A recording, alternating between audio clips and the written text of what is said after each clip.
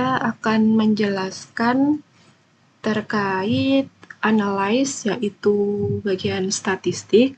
Nah, pada ACL terdapat fungsi analyze statistik, yaitu fungsinya digunakan untuk memberikan informasi perhitungan statistik sederhana seperti rata-rata, nilai absolut, nilai maksimum, nilai minimum, dan standar deviasi. Nah, pada statistik bisa menampilkan selain kolom atau field yang memiliki tipe number ataupun tanggal. Sebagai contoh, kami mengambil data, yaitu data penghasilan karyawan. Nah, pada tampilan awal yaitu kita buka dulu tabel penghasilan karyawan seperti yang sudah kami tampilkan seperti ini. Untuk menganalisis statistik, langkah pertama yaitu kita klik Analyze, kemudian pilih Statistical, kemudian klik Statistik. Nah, maka akan muncul seperti ini.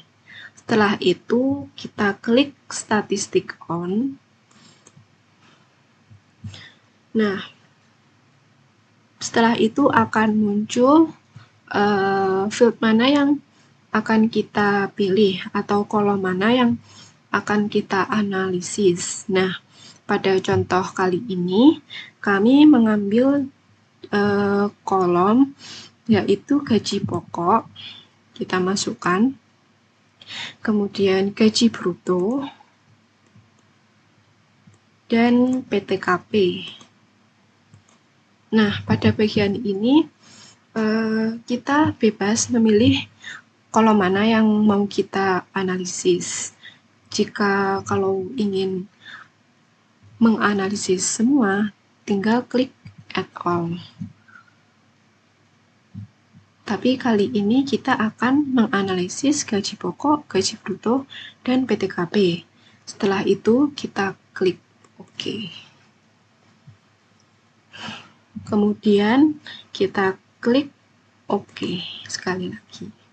Maka akan muncul tampilan seperti ini yang menghasilkan analisis statistik dari gaji pokok, gaji bruto, dan PTKP. Nah, untuk yang pertama, di gaji pokok terdapat ring, positif, negatif, zero, total, dan absolute value. Dan juga ada highest dan lowest. Nah, highest ini menunjukkan 5 nominal gaji tertinggi dari keseluruhan. Dan sedangkan untuk lowest menunjukkan gaji terendah dari keseluruhan. 5 gaji terendah dari keseluruhan, yaitu ada 4.500.000 dan 3 juta. Nah, pada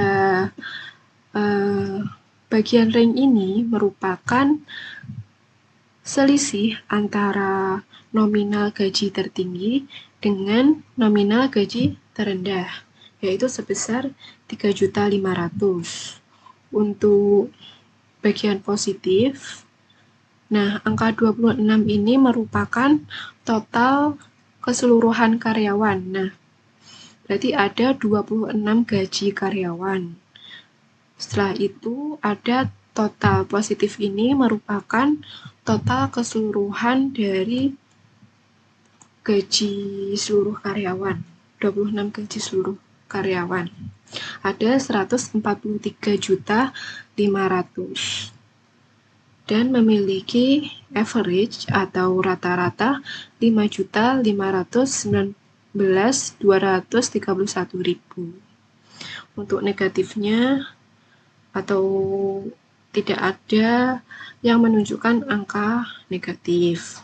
Untuk zeros juga tidak ada. Kemudian total ini merupakan total dari keseluruhan dari ring positif, negatif, zeros. Nah, selanjutnya yaitu gaji bruto.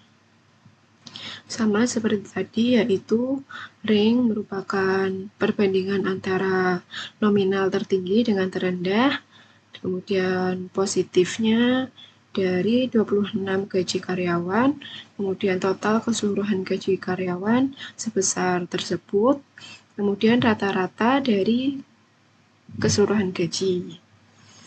Nah, pada gaji bruto ini, nominal gaji tertinggi yaitu 7.202.000 dan untuk gaji terendahnya yaitu 3.324.000. Kemudian untuk PTKP menunjukkan hasil yaitu perbandingan dari nominal tertinggi dan terendah sebesar 18 juta, kemudian menghasilkan positif 26 gaji karyawan dengan total keseluruhan gaji sebesar 1.651.500 juta dan memiliki rata-rata sebesar 63.519.231 dengan total keseluruhan tersebut. Dan pada PTKP ini menunjukkan nominal tertinggi yaitu sebesar 72 juta dan terendah 54 juta. Jadi, statistik ini menganalisis dari keseluruhan angkanya.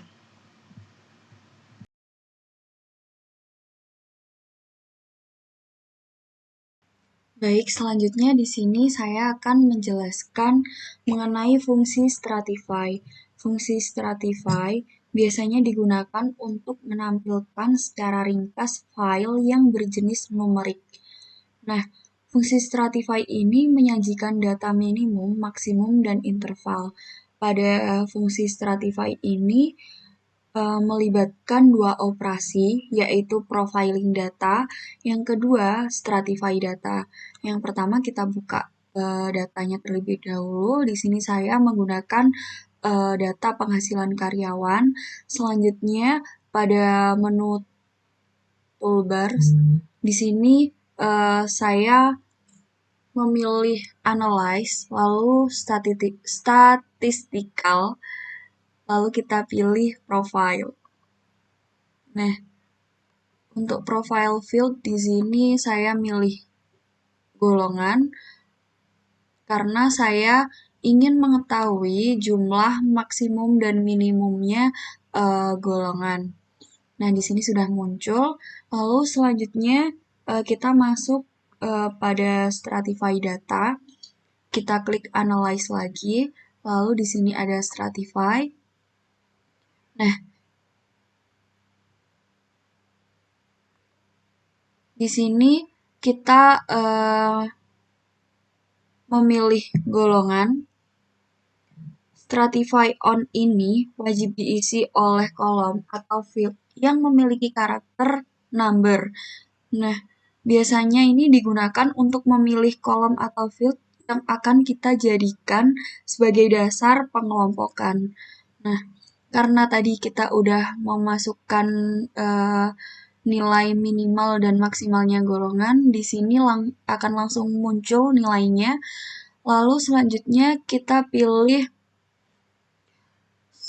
subtotal field. Nah, di sini saya ingin mengetahui total dari biaya jabatan pada tiap-tiap golongan. Nah, lalu kita oke, intervalnya ini 10. Nah, untuk if-nya ini biasanya digunakan untuk kriteria tertentu pada data yang akan diolah. Biasanya digunakan untuk membatasi atau membuat filter data. Lalu kita oke. Nah, di sini udah muncul pada golongan satu jumlahnya ada datanya hanya ada satu, lalu total biaya jabatannya yaitu 166.200. Lalu untuk golongan 2 jumlah datanya ada 5, total biaya jabatannya sekian, dan seterusnya. Baik, sekian penjelasan dari Stratify data. Bisa dilanjutkan untuk fungsi-fungsi selanjutnya.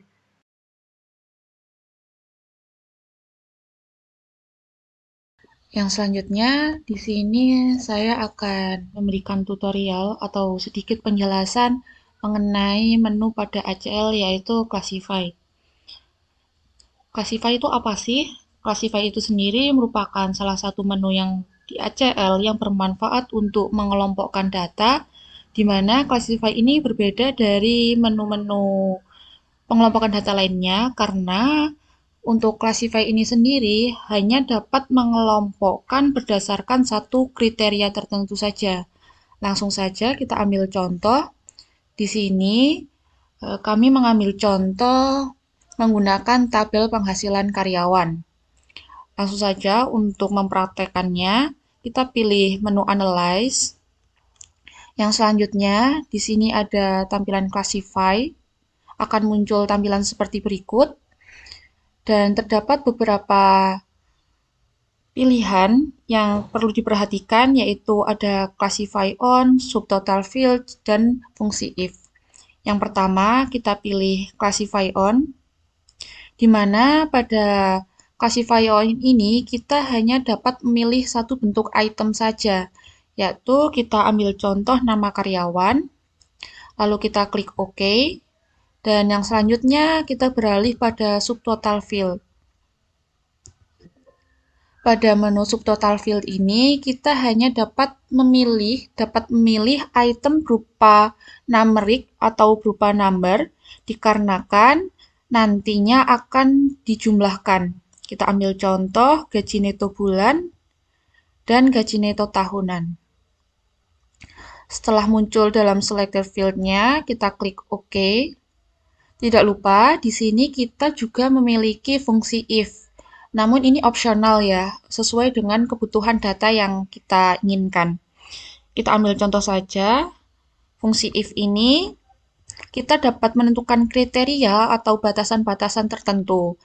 Kita ambil contoh, kami ingin gaji netonya lebih dari 4.500.000 dan kita dapat menggunakan fungsi dan atau maupun tidak, kita pilih di sini dan gaji netonya yang lebih dari 60 juta. Setelah kita menuliskan expression-nya atau kriteria yang kita inginkan, lalu kita klik verify terlebih dahulu untuk mengetahui apakah expression yang kita tulis ini apakah sudah valid. Setelah expression is valid, artinya kita klik OK. Selanjutnya kita klik OK lagi. Setelah muncul tampilan seperti ini, pengelompokan data yang kita butuhkan, kita pilih output. Di mana output ini untuk menghasilkan tampilan yang kita inginkan, yaitu bisa dalam bentuk screen atau bentuk tabel, bentuk grafik, atau bisa juga dalam bentuk print ataupun file. Kita pilih saja dalam bentuk screen, kita klik OK. Nah, ini adalah hasil dari classify datanya, di mana klasifikasinya berdasarkan nama karyawan sebagai berikut, bisa dilihat dengan jumlah 20, yaitu dengan kondisi tertentu yang telah kita tentukan, di mana karyawan-karyawan ini yang memiliki gaji neto lebih dari 4.500.000 per bulannya, dan memiliki gaji neto tahunannya lebih dari 60 juta. Jadi terlihat terrecord 20. Dengan total, ini gaji neto bulannya yaitu sebesar 120.846.800 dan total dari gaji neto tahunnya yang lebih dari 60 juta yaitu sebanyak 1.450.161.600. Ini jika kita lihat dalam bentuk teks atau tabel. Namun dalam opsi lain kita juga bisa dapat melihat dalam bentuk grafik bisa dilihat sebagai berikut, di mana yang warna ungu ini merupakan gaji neto bulanan dan yang berwarna biru adalah gaji neto tahun dan terdapat keterangan nama-namanya sebagai berikut. Cross tabulasi, yang pada intinya menu ini digunakan untuk mengelompokkan data atau membuat ikhtisar data dengan cara mentransformasikan informasi atau nilai yang ada dalam suatu kolom atau field menjadi kolom atau field yang baru. Untuk lebih jelasnya, kita langsung contohkan salah satu tabel di sini. Misalnya di sini saya mempunyai sebuah tabel data karyawan, di mana dalam tabel data karyawan ini terdiri dari 5 kolom. Kemudian saya ingin mengelompokkan atau mengikhtisarkan tabel data karyawan ini dengan cara mentransformasikan nilai yang ada dalam kolom status kawin menjadi kolom-kolom baru. Caranya, setelah kita buka tabel data karyawannya, kita pilih menu Analyze, kemudian kita pilih Cross Tabulate. Pada menu Cross Tabulate ini terdapat 3 hal yang perlu diperhatikan, yaitu yang pertama row, kolom, dan subtotal field. Nah, rows di sini digunakan untuk memilih field atau kolom yang akan kita pertahankan atau yang tidak akan kita transformasikan. Sedangkan kolom di sini adalah digunakan untuk memilih kolom atau field yang akan kita transformasikan menjadi kolom-kolom baru.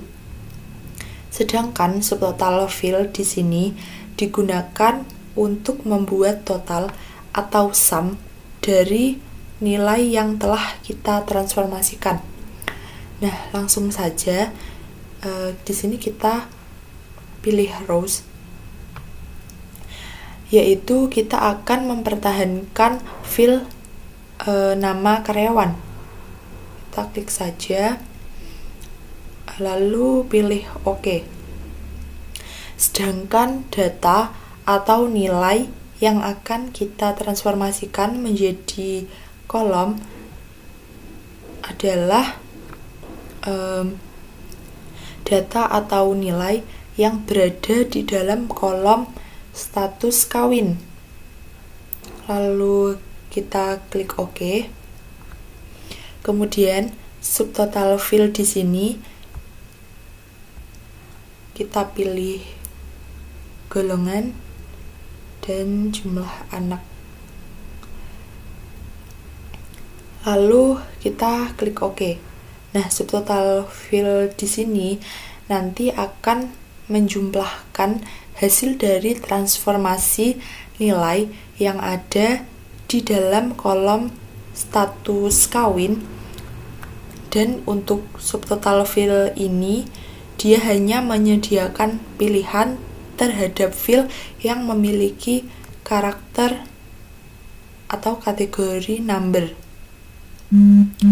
Kemudian di sini juga ada fungsi if. Pada menu pengelompokan atau pengikhtisaran data, biasanya fungsi if ini digunakan untuk memilih data yang akan kita olah atau kita kelompokkan. Dalam hal ini, fungsi if kita lewati dulu. Dan di sini juga ada fitur untuk memasukkan nilai count-nya. Kemudian kita pilih klik OK. Di sini ada muncul tampilan enter the output file name. Kemudian kita klik OK. Kemudian untuk outputnya bisa berupa file atau screen. Nah, untuk sementara outputnya kita pilih di screen saja dan kita pilih OK. Nah, berikutnya merupakan hasil dari pengelompokan data atau pengikhtisaran data dengan cara mentransformasikan nilai yang ada dalam kolom status kawin, yaitu nilai kawin atau tidak kawin, menjadi beberapa kolom atau menjadi kolom baru. Dengan dilakukannya transformasi semacam ini, diharapkan data atau informasi yang kita sajikan lebih mudah untuk dipahami oleh pembaca.